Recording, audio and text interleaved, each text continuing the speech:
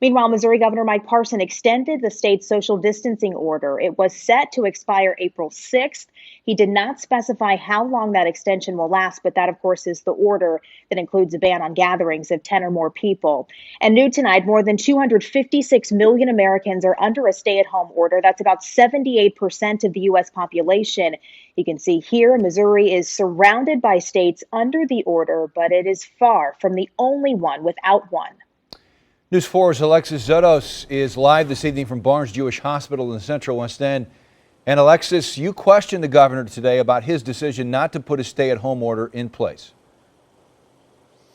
Steve, it's also a question that's coming from doctors in the St. Louis area as well as across the state, asking the governor to issue that statewide stay-at-home order. But the governor says there are such discrepancies between the rural areas and the urban areas, like here in St. Louis, which is why he hasn't issued that order.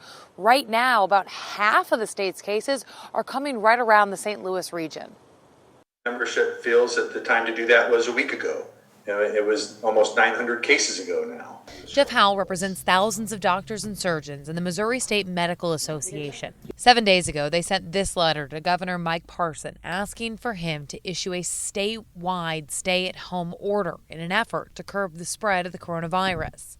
My members are the ones that are going to get sick. My members are the ones that are going to die. But once again, the governor said it wasn't the right move at this time. The one thing I focus on every day is real data. How many people do we have in the hospitals? How many people have tested positive? And where does that model, where do those things lead us to in the future? Those decisions are not easy to make every day. On the other side of the river, Illinois Governor J.B. Pritzker announced a stay-at-home order on March 20th, when the state had 585 cases. Today, Missouri surpassed 1,000.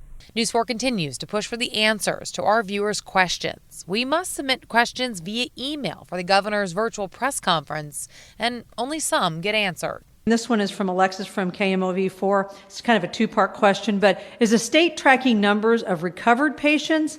And do you know how many are also been hospitalized? Yeah, thank you for that question. We get that data as well for COVID-19 patients.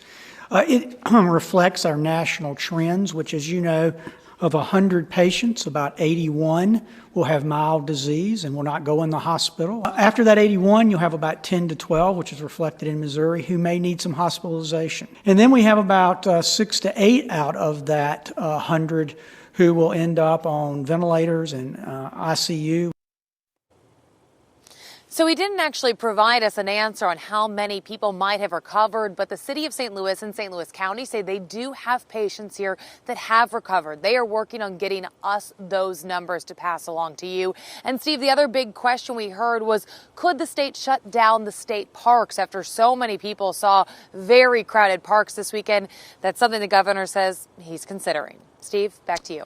All right, Alexis, thank you. Keep us updated on the governor's decisions in the coming days.